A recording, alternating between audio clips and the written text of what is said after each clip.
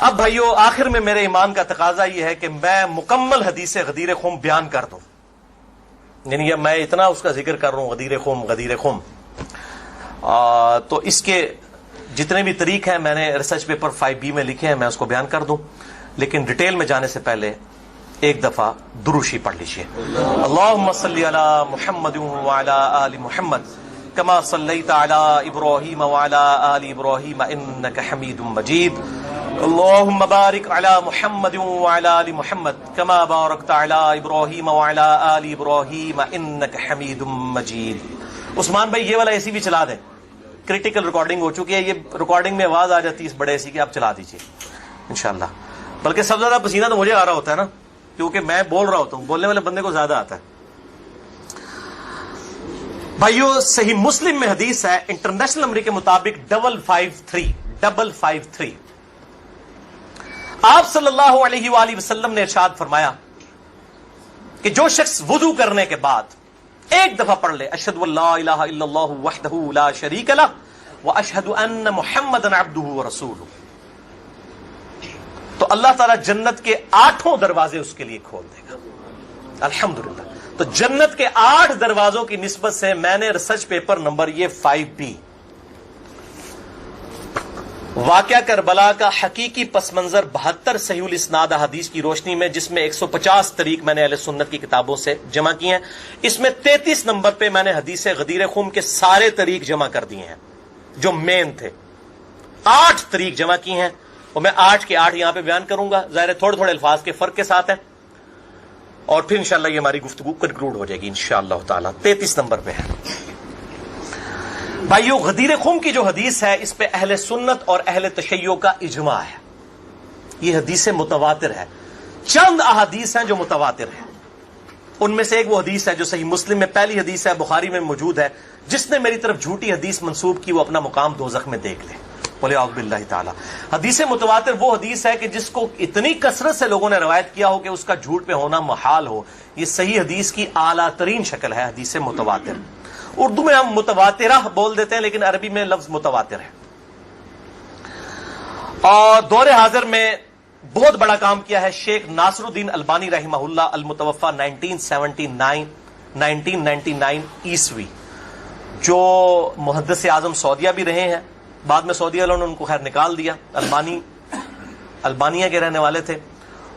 انہوں نے سلسلہ احادیث صحیحہ میں، السلسلۃ الصحیحہ للبانی میں، انٹرنیشنل نمبر کے مطابق 1750 نمبر میں اور 2223 نمبر میں درجنوں طریق، اس کے درجنوں طرق نقل کیے۔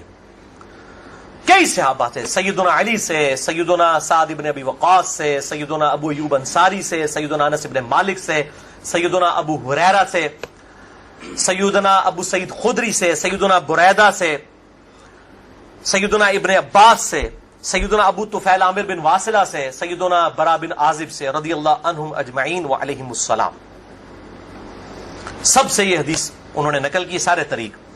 اور شیخ زبیر لیزئی رحمہ اللہ نے مشکات المصابیح کی تحقیم کے دوران انٹرنیشنل نمبر کے مطابق 6091 نمبر حدیث کے فٹ نوٹ پہ لکھا کہ یہ حدیث متواتر ہے، غدیر خم کی حدیث۔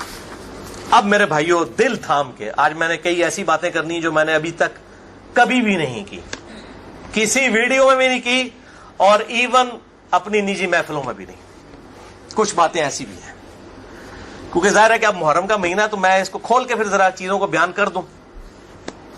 تو یہ 8 طریق میں 1 بائی 1 ڈسکس کروں گا، پہلے 2-3 ذرا ڈیٹیل سے ہیں، پھر ساتھ انشاءاللہ باقی وہی الفاظ ریپیٹ ہوں گے۔ غدیر خم کی حدیث کا پہلا طریق صحیح مسلم میں انٹرنیشنل نمبر کے مطابق 4 طرق ہیں اس کے، 6225 سے لے کر 6228 تک، سیدنا علی کے فضائل والے چیپٹر میں۔ اس کا جو پہلا طریق ہے، طرق کہتے ہیں جمع کو، طریق کہتے ہیں ایک، یعنی جو روایت کی سند چل رہی ہوتی ہے اس کو ہم کہتے ہیں اس طریقے سے آئی ہے، اس وے سے آئی ہے، اس چین سے آئی ہے۔ پہلی چین صحیح مسلم 6225 سیدنا زید ابن ارقم سے، جو سابقون الاولون تھے، انہی کا وہ دار ارقم تھا جس میں نبی صلی اللہ علیہ وسلم دعوت حق بیان کیا کرتے تھے۔ ظاہر کعبۃ اللہ میں تو وہ لوگ نہیں جانے دیتے تھے، جس طرح ہمیں آج علماء مسجدوں میں نہیں گھسنے دیتے، تو ہم نے بھی یہ دار ارقم سجایا ہوا ایک، تو زید ابن ارقم رضی اللہ تعالی عنہ علیہ السلام روایت کرتے ہیں، ان کے پاس کچھ تابعین آئے، صحیح مسلم 6225۔ انہوں نے کہا زید آپ کتنے خوش نصیب ہیں، شروع میں آپ نے اسلام قبول کر لیا، نبی صلی اللہ علیہ وسلم کے ساتھ آپ نے نمازیں پڑھی، آپ کے ساتھ جہاد کیا، آپ صلی اللہ علیہ وسلم سے ڈائریکٹ حدیثیں سنی، آپ کی صحبت کی، آپ تو بہت خوش نصیب ہیں۔ ہم آپ کے پاس صرف اس لیے آئے ہیں کہ آپ ہمیں کوئی ایسی بات سنائیں جو خود آپ صلی اللہ علیہ وسلم سے آپ نے سنی ہو۔ تو زید ابن ارقم نے کہا کہ میں بہت بوڑھا ہو چکا ہوں، ساری باتیں تو مجھے یاد نہیں ہیں، اس لیے میری معذرت قبول کرو، البتہ ایک کریٹیکل بات مجھے یاد ہے کہ آپ صلی اللہ علیہ وسلم جب حجۃ الوداع سے واپس آ رہے تھے اپنی وفات سے تقریباً 3 مہینے پہلے، تو مکے اور مدینے کے درمیان ایک خم نامی جگہ تھی، پانی کے لیے پڑاؤ کیا غدیر خم پہ، اور یہ بات ہے 18 ذوالحجہ 10 ہجری کی، اور 11 ہجری میں آپ صلی اللہ علیہ وسلم کی وفات ہو گئی ربیع الاول میں، تاریخ کنفرم نہیں لیکن دن سوموار تھا، صحیح بخاری میں آتا ہے۔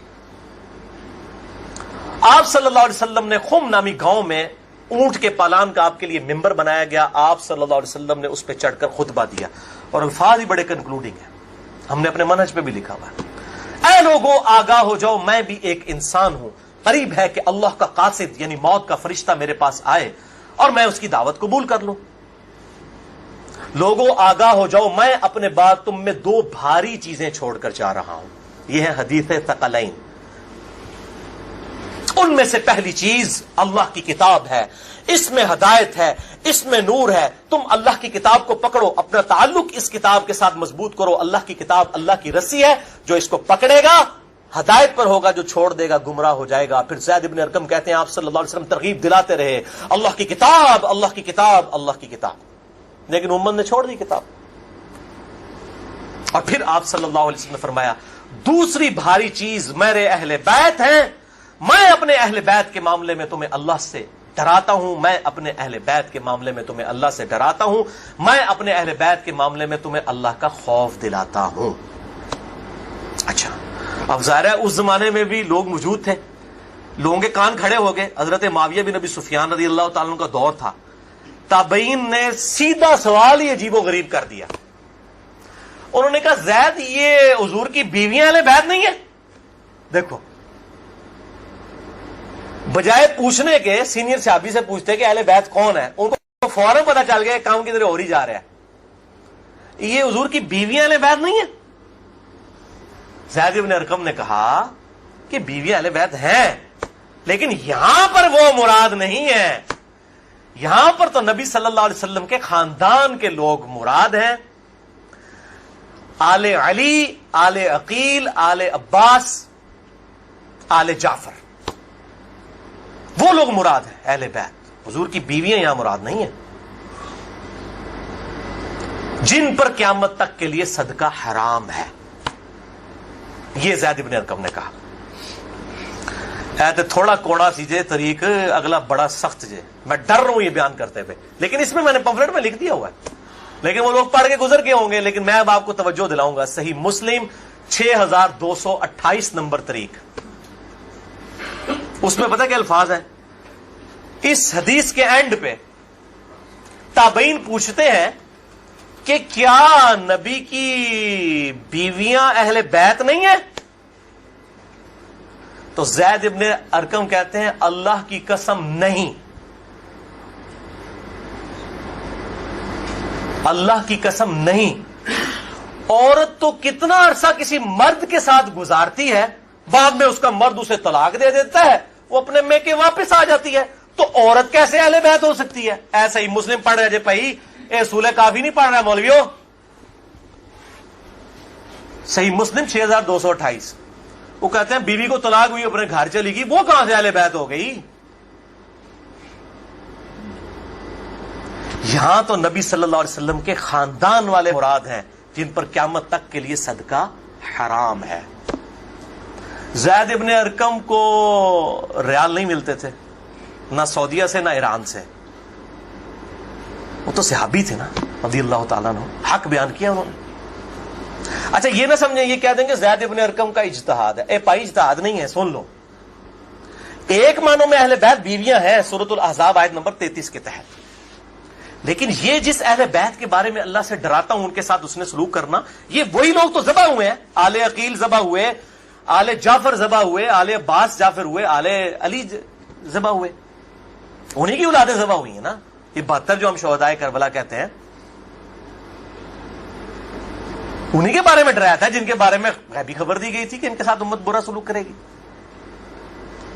اچھا، یہ زید ابن ارقم کا اجتہاد نہیں ہے میرے بھائیوں، اس کی سپورٹ میں صحیح مسلم سے 2 مرفوع حدیثیں اپنے محبوب صلی اللہ علیہ وسلم کی حدیثیں بیان کرتا ہوں. سنیں پہلی حدیث انٹرنیشنل نمبر کے مطابق صحیح مسلم میں 6261 نمبر.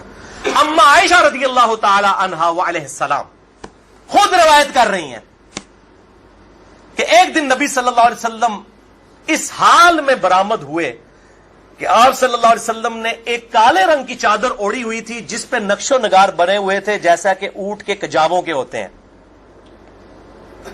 کالے رنگ کی منقش چادر اوڑھی ہوئی تھی. اتنے میں سیدنا حسن آئے، آپ صلی اللہ علیہ وسلم نے ان کو اپنی چادر کے نیچے لے لیا. پھر سیدنا حسین آئے، ان کو اپنی چادر کے نیچے لے لیا. پھر سیدہ فاطمہ آئی، ان کو اپنی چادر کے نیچے لے لیا. پھر سیدنا علی آئے، ان کو بھی اپنی چادر کے نیچے، ان چاروں کو لیا. اور 5ویں خود، جس سے 5 تن پاک کا ہم کانسیپٹ لیتے ہیں، 5 اس چادر کے نیچے لیا. سیدہ عائشہ کو نہیں لیا. پوائنٹ ٹو بی نوٹڈ، وہ راوی ہیں، وہ دیکھ نہیں ہے منظر. اور اما عائشہ دیکھ لیں کتنی منصف مزاج تھی، انہوں نے یہ روایت بیان کر دی. ورنہ کسی درجے میں اپنے بارے میں بھی سوچ سکتی تھی کہ مجھے نہیں لیا گیا. لوگ کل کو سوال کریں گے کہ آپ کو کیوں نہیں لیا گیا، آپ اہل بیت نہیں تھیں، یقیناً تھی. لیکن یہ والا معاملہ جو ہے وہ ایکسٹرا آرڈنری ہے، اسپیشل پروٹوکول ہے. چادر کے نیچے لیا. پھر آپ صلی اللہ علیہ وسلم نے سورۃ الاحزاب کی آیت نمبر 33 پڑھی، انما یرید اللہ لیذھب عنکم الرجس اہل البیت ویطہرکم تطہیرا. اے نبی کے گھر والو، اللہ تو صرف یہی چاہتا ہے کہ ہر طرح کی ناپاکی تم سے دور کر دے اور تمہیں خوب صاف ستھرا کر دے. راویہ اما عائشہ ہیں، خود چادر کے نیچے نہیں ہے. علی، حسن، حسین اور سیدنا علی ہیں، سیدہ فاطمہ ہیں، اور نبی صلی اللہ علیہ وسلم 5ویں خود. تو زید ابن ارقم نے کوئی غلط بات نہیں کی ہے، ان کو یہ حدیثیں پتہ تھیں. اور دوسری حدیث صحیح مسلم سے ہی انٹرنیشنل نمبر کے مطابق 6220 نمبر. یہ بڑی لمبی حدیث ہے، میرا ٹاپک کسی دوسری طرف چلا جائے گا اور کچھ بن جانا ہے. چونکہ میں اس کو لکھ چکا ہوں ان 150 روایتوں والے 72 والے احادیث والے، لہذا میں اس کا ایک پورشن بیان کرنے لگا ہوں. باقی جسے شوق ہو تو وہ پڑھ لے، اس کے اندر میں نے لکھا ہے اس کا پورا طریقہ. ورنہ معاملہ کہیں سے اور ہی نکل جانا ہے. پھر سب و شتم والا ایشو ڈسکس ہو جانا ہے، حضرت معاویہ کے دور میں جو سیدنا علی کے پر لعنت ہوتی تھی، وہ والا ٹاپک اس میں ڈسکس ہو جانا ہے. اس لیے میں اس حدیث کا آخری جز بیان کر رہا ہوں کہ سیدنا سعد ابن ابی وقاص رضی اللہ تعالیٰ عنہ کہتے ہیں کہ جب آیت مباہلہ نازل ہوئی نجران کے عیسائیوں کے ساتھ، نبی صلی اللہ علیہ وسلم کی 1-to-1 ڈبیٹ ہوئی. اینڈ پہ ہوا کہ ٹھیک ہے مباہلہ کرتے ہیں، کون حق ہے کون باطل ہے. سورہ ال عمران آیت نمبر 61 نازل ہوئی، فَقُلْ تَعَالَوْا نَدْعُوا أَبْنَاءَنَا وَأَبْنَاءَكُمْ وَأَنفُسَنَا وَأَنفُسَكُمْ وَنِسَاءَنَا وَنِسَاءَكُمْ وَأَنفُسَنَا وَأَنفُسَكُمْ. کہ نبی صلی اللہ علیہ وسلم کو کہا گیا کہ ان کو کہو اپنے بیٹوں کو لے آؤ، ہم بھی اپنے بیٹوں کو لے آتے ہیں. تم بھی اپنی عورتوں کو لے آؤ، ہم بھی اپنی عورتوں کو لے آتے ہیں. تم خود بھی آ جاؤ، ہم خود بھی آ جاتے ہیں. پھر اللہ کے حضور اوپن میدان میں دعا کرتے ہیں، جھوٹے پہ اللہ کی لعنت. اس کو مباہلہ کہتے ہیں. لیکن نہیں آئے. سعد ابن ابی وقاص کہتے ہیں کہ نبی صلی اللہ علیہ وسلم، قرآن میں کیا حکم آیا تھا؟ اپنے بیٹوں کو لے کر آؤ. تو کس کو لے کے آئے؟ سیدنا حسن، سیدنا حسین، سیدنا علی. اور ساتھ کیا تھا؟ اپنی عورتوں کو لے کر آؤ. نبی صلی اللہ علیہ وسلم کی عورت کون تھی؟ سیدہ عائشہ، سیدہ حفصہ، باقی امہات المومنین. لیکن ان کو نہیں لائے، سیدہ فاطمہ کو لے کر آئے. Point to be noted. نازمیوں کے لیے پکی. اگر آپ کو کہے اپنے گھر کی عورتوں کو لے آؤ تو سب سے پہلے بیوی لائی جاتی ہے. آیت مباہلہ میں بیوی نہیں آئی، سیدہ فاطمہ آئی ہیں. اگلی گلا آپ سمجھ جاؤ بھائی زید ابن ارقم نے کیوں کہا. صحیح مسلم 6228 کہ بیوی تو خاوند کے ساتھ کافی عرصہ گزارتی ہے، جب طلاق ہو جائے تو وہ اپنے میکے واپس چلی جائے. حالانکہ نبی صلی اللہ علیہ وسلم نے کسی کو نہیں دی طلاق، لیکن اتنی ننگی بات اس لیے ان کو کرنی پڑی، اتنی سخت بات، تاکہ حق کھل کے بیان ہو. اور نبی صلی اللہ علیہ وسلم نے بھی آپ دیکھ لیں قرآن میں حکم تھا عورتوں کو لے کر آؤ، بیویاں نہیں لے کے آئے. सैयदा फातिमा को साथ लेके आए। यहां से भी 5 तन पाक वाला कॉन्सेप्ट, ये पाक वाला वो मासूमियत वाला अकीदे की मैं बात नहीं कर रहा, अहले सुन्नत का जो अकीदा है, मनहज है, उसकी बात कर रहा हूं। लिहाजा सैयदना ज़ैद इब्न अरकम रज़ियल्लाहु ताला अन्हु की तशरीह बिल्कुल दुरुस्त है।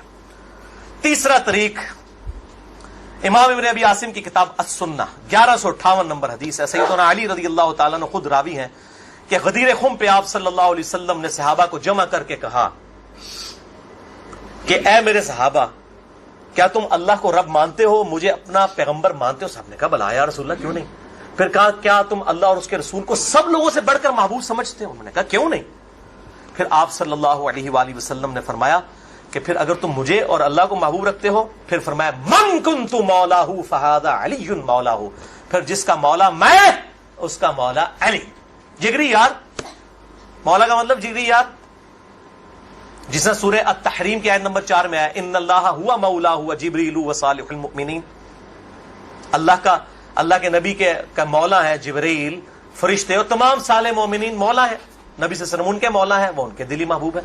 हम अपने मौलवियों को भी मौलाना कह रहे होते हैं ना, दिली महबूब मुश्किल कुछ आगे माना नहीं होता, दिली महबूब, जिगरी यार, बेस्ट फ्रेंड।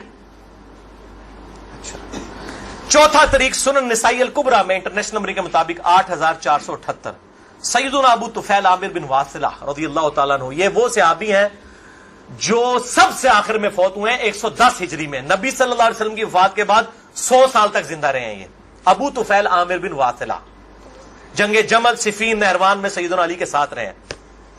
किधर 37 हिजरी में जाके जंगे जमल सिफीन हो रही है और किधर 110 हिजरी में ये फौत हुए हैं। और इनकी हदीसें नबी सल्लल्लाहु अलैहि वसल्लम से भी रवायत हैं और सैयदुना अली से भी इन्होंने कई हदीसें रवायत की हैं।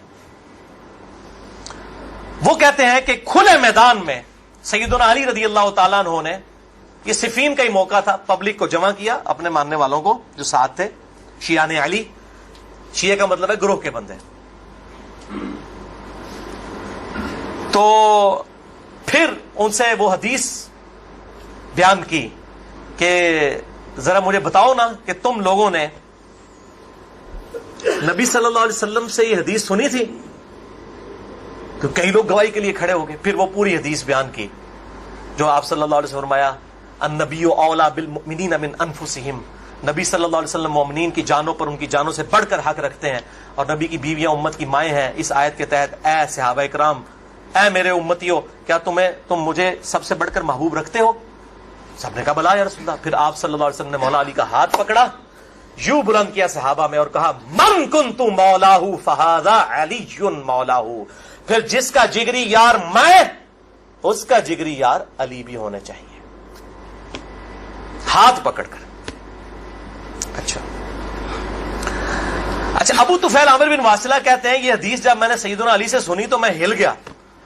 मेरे दिल में कलक था कि नबी सल्लल्लाहु अलैहि वसल्लम ने इतनी बड़ी बात की हजरत अली के बारे में और सहाबा इकराम ने, रिज़वान ने गवाही दी। इसमें आगे अल्फाज ये मौजूद हैं कि इसमें ही अल्फाज मौजूद है कि आप सल्लल्लाहु अलैहि वसल्लम ने इसी हालत में कहा ए अल्लाह, जो अली से मोहब्बत रखे उससे मोहब्बत रख, जो अली से दुश्मनी रखे उससे तू भी दुश्मनी रख। ये बहुत बड़ी बात है।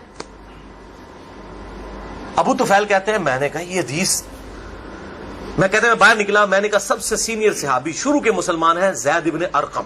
वो पहले तैयार बैठे हैं ज़ैद इब्न अरकम, वो तो भूलेगा नहीं ज़ैद इब्न अरकम कौन है। तो हम जमात इस्लामी ने स्कूल भी नहीं दारे अरकम भूलणगे, तो दारे अरकम उन्हीं के नाम पे रखे हुए हैं क्योंकि दारे अरकम सबसे पहला घर था जहां नबी सल्लल्लाहु अलैहि वसल्लम दावत तौहीद किया करते थे। ज़ैद इब्न अरकम के पास गए, उनका ज़ैद आप तो साबिकून और अव्वलून में से हैं, मुझे बताएं हजरत अली ने यह हदीस बयान की है और इतने लोगों ने गवाही दी है। उन्होंने कहा तू क्या बात करता है, मैंने तो खुद नबी सल्लल्लाहु अलैहि वसल्लम से यह हदीस सुनी हुई है, मन कुन्तु मौलाहु फहादा अलीयुन मौलाहु, और ए अल्लाह उससे मोहब्बत रख, जो अली से मोहब्बत रखे उससे दुश्मनी रख, जो अली से दुश्मनी रखे। ये वो हिस्सा है जिसका इब्न तैमिया ने इनकार किया मिनहाजुस सुन्ना में। फिर शेख अलबानी ने फिर सफ़ों के सफ़े काले किए कि इब्न तैमिया में जल्दबाजी की आदत थी और मुबालगा आराई थी। सिलसिला अहदीस सहिया 2223 नंबर हदीस के कॉन्टेक्स्ट में शेख अलबानी ने सख्त गिरफ्त की है। अच्छा, पांचवा तरीक सही मुस्लिम में 3713 है, जामिया तिरमिज़ी में 3713। पांचवा तरीक मन कुन्तु मौलाहु फहादा अलीयुन मौलाहु, ज़ैद इब्न अरकम से जाबिर बिन अब्दुल्लाह से रज़ियल्लाहु ताला अन्हुमा। छठा तरीक मुस्नद अहमद में है इंटरनेशनल नंबर के मुताबिक 19,321 जिल्द 4 सफ़ा 370 पर। کہ سیدنا علی نے جب پوچھا گواہی دو گے اس حدیث کی غدیر خم کی، تو 30 صحابہ وہاں پر کھڑے ہوئے، اور باقی پوری حدیث وہی ہے سنن نسائی الکبریٰ والی کہ اے اللہ اس سے محبت رکھ جو علی سے محبت رکھے، اس سے دشمنی رکھ جو علی سے دشمنی رکھے۔ تو ہمیں تو بڑا فخر ہے، ہم تو علی سے نہ صرف محبت رکھتے ہیں، علی کے دشمنوں کو للکار رہے ہیں، الحمدللہ۔ تو اللہ تعالیٰ اسی عمل کے سبب، اس عمل کا وسیلہ اللہ کے حضور پیش کرتے ہیں کہ اللہ تعالیٰ ہمیں محبوب رکھے، آمین۔ بھائی یہ غدیر خم پہ آپ صلی اللہ علیہ وسلم نے خطبہ کیوں دیا؟ اس کی میں نے حکمت کئی لیکچرز میں بیان کی، یہاں پہ بھی بیان کر دوں۔ یہ آپ خطبہ حجۃ الوداع پہ بھی دے سکتے تھے، وہ روایتیں ضعیف ہیں۔ غدیر خم اس موقع پر پہنچ کر سب لوگ عرب کے جا چکے تھے سوائے اہل شام کے اور اہل مدینہ کے، اور اہل شام صفین میں سیدنا علی کے خلاف کھڑے ہوئے، اور اہل مدینہ میں جو کچھ لوگ تھے انہوں نے اہل مدینہ کے ساتھ زیادتی کی، کچھ ان کے ساتھ زیادتیاں ہوئی۔ اہل مدینہ اور اہل شام کو اصل میں ڈرایا گیا، کیونکہ واقعہ ہرہ میں اہل مدینہ کے ساتھ ظلم کیا یزید نے، اور صفین میں جو ہے وہ حضرت معاویہ جو فوج لے کے آئے وہ شامیوں کی تھی۔ اس لیے نبی صلی اللہ علیہ وسلم نے حضرت علی کے بارے میں یہ کرٹیکل حدیث وہاں پر بیان کی تاکہ شامیوں کو اور اہل مدینہ کو ڈر سنا دیا جائے۔ یہ اس کی ٹیکنیکل ریزن تھی، یہ کوئی خلافت والا معاملہ نہیں تھا۔ وہ تو بخاری اور مسلم کی متفق علیہ حدیث ہے، صحیح بخاری میں 4460 نمبر حدیث ہے۔ سیدنا طلحہ نے جب پوچھا عبداللہ ابن ابی اوفا سے کہ بتائیے کیا نبی صلی اللہ علیہ وسلم نے اپنا وصی کسی کو منایا؟ انہوں نے کہا کسی کو نہیں منایا، آپ نے ہمیں قرآن پر چلے رہنے کی وصیت کی تھی۔ یہ جو وصی رسول والا ایشو ہے یہ اجماع صحابہ ہے، میں نے پورا لیکچر ریکارڈ کروا دیا ہے، مسئلہ نمبر 55B، وصی رسول کون ہے اور حدیث قرطاس کا تحقیقی جائزہ۔ وصی رسول نہ سیدنا ابو بکر ہے نہ سیدنا علی ہے، بلکہ قرآن حکیم ہے۔ سیدنا ابو بکر کی جو خلافت اسٹیبلش ہوئی وہ اجماع صحابہ تھا رضی اللہ عنہم اجمعین وعلیہم السلام۔ یہ سارے طریق میں جتنے بیان کر رہا ہوں نا یہ آپ کو مل جائیں گے سلسلہ احادیث صحیحہ میں 1750 نمبر شیخ البانی کے اور 2223 میں۔ سیکنڈ لاسٹ ترک 7واں المستدرک للحاکم میں انٹرنیشنل نمبر کے مطابق 4711 زید ابن ارقم سے۔ یہ بڑے خطرناک الفاظ ہیں۔ زید ابن ارقم ڈر جاؤ، زید ابن ارقم کرو جڑی روایتیں انہوں نے بیان کی تھی ہمیں۔ زید ابن ارقم کہتے ہیں کہ نبی صلی اللہ علیہ وسلم نے فرمایا تھا غدیر خم پر کہ میں اپنے بعد 2 بھاری چیزیں چھوڑ کر جا رہا ہوں، قرآن اور اہل بیت، یہ قیامت تک اکٹھے رہیں گے یہاں تک کہ حوض کوثر پہ آ کے مجھ سے ملاقات کریں گے، قرآن اور اہل بیت۔ یہ حوض کوثر میں ملاقات کر کے کیا لینا ہے انہوں نے؟ بخاری اور مسلم کی حدیث ہے انصار تم پر ظلم ہوگا، صبر کرنا یہاں تک کہ حوض کوثر پہ مجھے آ کے ملنا۔ بخاری مسلم میں حدیث ہے انصار کی محبت ایمان کی علامت ہے۔ انصار پہ ہی تو ظلم کیا گیا، واقعہ ہرہ کیوں ہوا تھا؟ قتل حسین کے بعد انصار کی اولاد نے بیعت یزید کی توڑ دی تھی، اسی کی وجہ سے اس کو غصہ آیا، کہا انصار صبر کرنا یہاں تک کہ مجھے حوض کوثر پہ کیا مٹھائی کھلائی جائے گی؟ نہیں، بخاری اور مسلم کی متفق علیہ حدیث ہے میرے حوض کوثر پہ کچھ لوگ آئیں گے اور میں کہوں گا اصحابی اصحابی، یہ تو میرے صحابہ ہیں۔ ایک روایت میں اسیحابی اسیحابی، تو میرے ساتھی ہیں، میرے صحابی ہیں۔ یہ کیا کرتے ہیں جس طریق میں آتا ہے نا امتی امتی، وہ نکال کے تو بریلوی دیوبندیوں کے اوپر لگانا شروع کر دیتے ہیں، اور صحابی صحابی لکھے نا مکتبۃ شاملہ میں، بخاری مسلم میں کھل جائیں گے۔ تو آپ صلی اللہ علیہ وسلم فرماتے ہیں کہ میں جب ان کو حوض کوثر سے پلانے لگوں گا میرے ان کے درمیان ایک دیوار کھڑی کر دی جائے گی، اور مجھے کہا جائے گا اللہ کے نبی آپ کو نہیں پتا آپ کی وفات کے بعد یہ لوگ دین سے الٹے قدم پھر گئے تھے، انہوں نے دین میں بدعتیں جاری کر فرماتے ہیں میں کہوں گا سحقن سحقن لمن غیر بعدی سحقن سحقن لمن بدل بعدی، ان پر پھٹکار ہو جنہوں نے میری وفات کے بعد میرا دین بدل دیا، جنہوں نے میری وفات کے بعد میرے دین میں تغیر کر دیا۔ اب یہ ایک اور پنڈورا باکس ہے، اس کو بھی میں یہاں پر کلوز کرتا ہوں، جسے شوق ہو میری زندگی کا اہم ترین لیکچر مسئلہ نمبر 96 عظمت صحابہ رد المنافقین اور سنی شیعہ کے اختلاف کا تحقیقی جائزہ اہل سنت پاک.com پر جو ہے وہ دیکھ لیں۔ ہر ایک چیز میں سے ایک جن برآمد ہوتا ہے۔ 8واں طریق اس سے ریلیٹڈ ہے، غدیر خم کا تو نہیں لیکن ریلیٹڈ ہے، اس لیے میں نے اس کو بیان کرنا ضروری سمجھا۔ المستدرک للحاکم میں انٹرنیشنل نمبر کے مطابق 4628۔ اس جتنی میں حدیثیں بیان کر رہا ہوں شیخ البانی، شیخ زبیر لیزئی، امام ذہبی، امام حاکم رحمہم اللہ اجمعین تمام نے ان کی تصحیح کی ہوئی ہے۔ میں کو کار بیک نہیں، عالم ضعیف حدیثیں بیان کر رہا نا جو کفایت اللہ سناولی کرتا ہے، تو بھائی جی 10 گھنٹے نہ مکن حدیثاں، میں صرف صحیح حدیثیں بیان کر رہا ہوں جن کے اوپر اتفاق ہے سب کا۔ یہ حدیث بھی بڑی اہم حدیث ہے۔ ابو ذر غفاری کا غلام تھا ایک ابو ثابت، وہ کہتے ہیں میں جنگ جمل کے بعد حضرت ام سلمہ ہماری جو ماں ہے، جو آخر میں فوت ہوئی واقعہ کربلا کے بعد بھی، ام سلمہ ام المؤمنین رضی اللہ تعالی عنہا و علیہ السلام، کہتے ہیں میں ان کو ملنے گیا، اماں نے پوچھا، اماں ام سلمہ ہوتے اگر میں لیکچر دیا نا بنو امیہ کے خلاف جتنی حدیثیں ہیں نا، جتنی حدیثیں ممبروں پہ لعنت کرنے والے کے خلاف، سیدنا علی کو گالیاں دینے والوں کے پر عتاب، سب کی سب ام سلمہ سے ہیں۔ ام سلمہ پہ اگر ایک میں پورا لیکچر دے سکتا ہوں کہ انہوں نے جو بنو امیہ کے خلاف حدیثیں روایت کی ہیں، ام سلمہ نے، نبی صلی اللہ علیہ وسلم کی بیوی، یہ کوئی بریلوی دیوبندی اہل حدیث شیعہ نہیں تھی بھائی، نبی صلی اللہ علیہ وسلم کی بیوی تھی۔ یہاں پر بھی ام سلمہ کو وہ تابعی کہتا ہے میں تو جمل سے آیا ہوں، تو انہوں نے پوچھا کہ بتائیے جنگ جمل میں کیا حال ہوا؟ ان کا اماں میں جنگ جمل میں جو ہے وہ سیدنا علی کا ساتھی تھا۔ اچھا، کہتے ہیں لیکن صبح کے وقت جب میں نے اپنے مخالف لشکر میں سیدہ عائشہ کو دیکھا تو میرا دل ڈولنے لگ پڑا کہ یہ ٹھیک ہے یا وہ، حالانکہ وہ تو کتنی حدیثیں ہیں کہ میری ایک بیوی پہ خوف کے کتے بھونکیں گے، حدیث خوف پہ پورا باب شیخ البانی نے باندھ دیا، میں نے 72 حدیثوں میں نقل کیا، سیدہ عائشہ پہ کتے بھونکے، اس کے بعد پوری زندگی روتی تھی، وہ تو ابن زبیر ان کو آگے لے گئے، اس کے بعد سیدنا علی نے ان کو معاف بھی کیا، اور ایک الگ سے ایک ٹاپک ہے، مسئلہ 101 میرا دیکھ لیں۔ بہرحال سیدہ عائشہ رضی اللہ تعالیٰ عنہ کو دیکھا دل ڈگمگا گیا، کہتے ہیں پھر میں نے جب ظہر کی نماز پڑھی تو اللہ نے میرے دل کو مضبوط کر دیا کہ نہیں علی حق پر ہے، تو ہم نے جنگ کی، اور ظاہر ہے وہ تو کلین سویپ ہوا، سیدنا علی جنگ جیت گئے۔ تو ام سلمہ نے پتہ کیا کہا؟ انہوں نے یہ نہیں کہا کہ یہ مشاجرات صحابہ مجھ سے کیوں ڈسکس کر رہے ہو، دو ہی ٹھیک نے، انہوں نے کہا ابو ثابت تو نے بڑا ہی اچھا کام کیا، میں حضور کی بیوی ہوں، میں نے خود نبی صلی اللہ علیہ وسلم سے یہ بات سنی تھی کہ قرآن اور علی یہ قیامت تک ساتھ رہیں گے یہاں تک کہ یہ مجھے حوض کوثر پہ آ کر ملے۔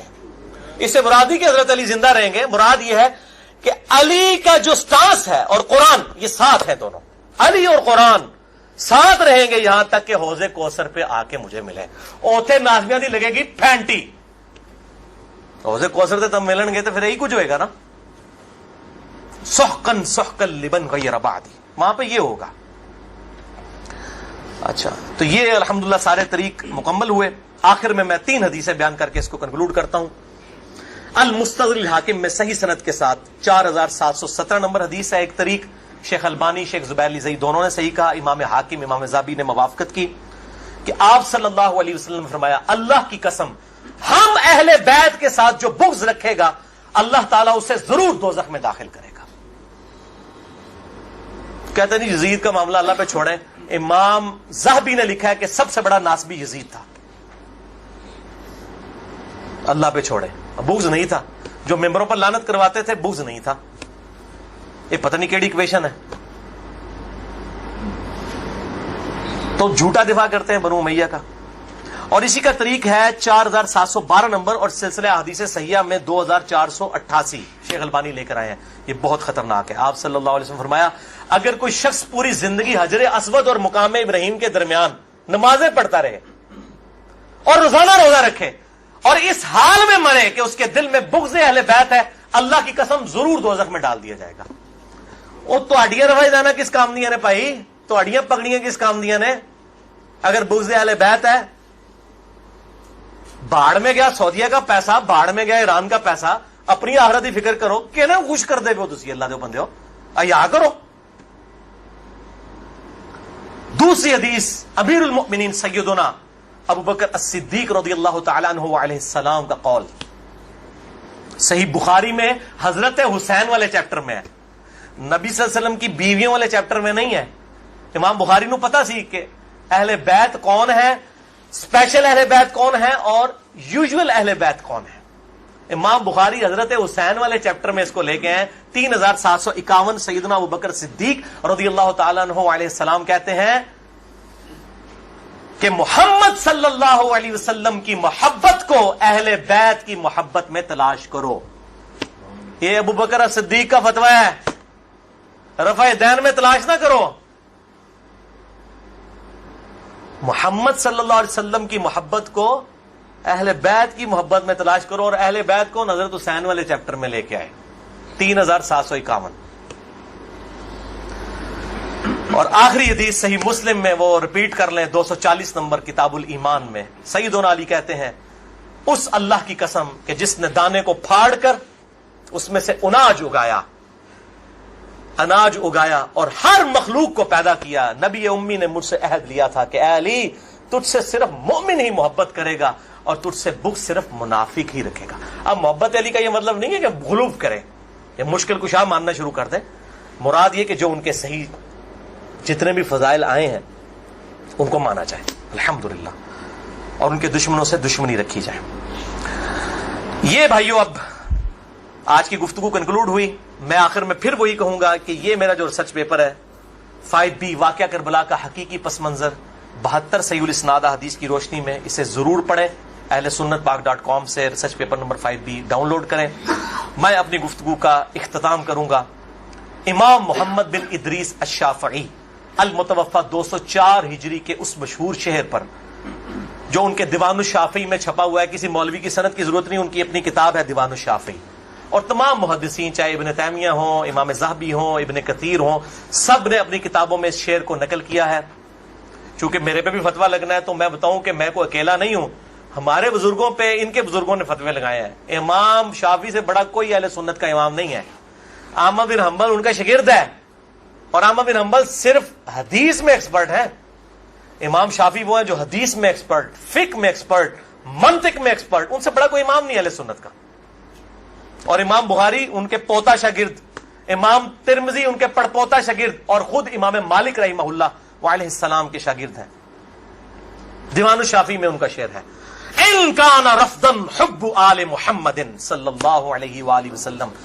اگر آل محمد کی محبت کا نام تم کہتے ہو رافضی ہونا ہے، شیعہ بھی نہیں رافضی، فلیشہد الثقلان انی رافضی.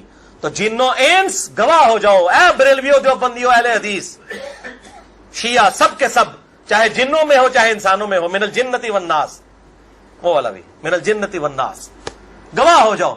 فلیشہد الثقلان انی رافضی، ہاں میں پھر رافضی ہوں، میرے رافضی ہونے پر گواہ ہو جاؤ. یہ امام شافعی کا جو ہے شعر ہے. اس پہ میں نے گفتگو کنکلوڈ کی. باقی آپ اس میں دیکھیں. اللہ تعالیٰ سے دعا ہے جو حق بات میں نے کہی اللہ تعالیٰ ہمارے دلوں میں راسخ فرمائے. اگر جس بات میں میرے منہ سے کوئی بات نکل گئی تو اللہ تعالیٰ ہمارے دلوں سے محو کر دے. اللہ تعالیٰ ہمیں کتاب و سنت کی تعلیمات پر عمل کر کے دوسرے بھائیوں تک پہنچانے کی توفیق عطا فرمائے.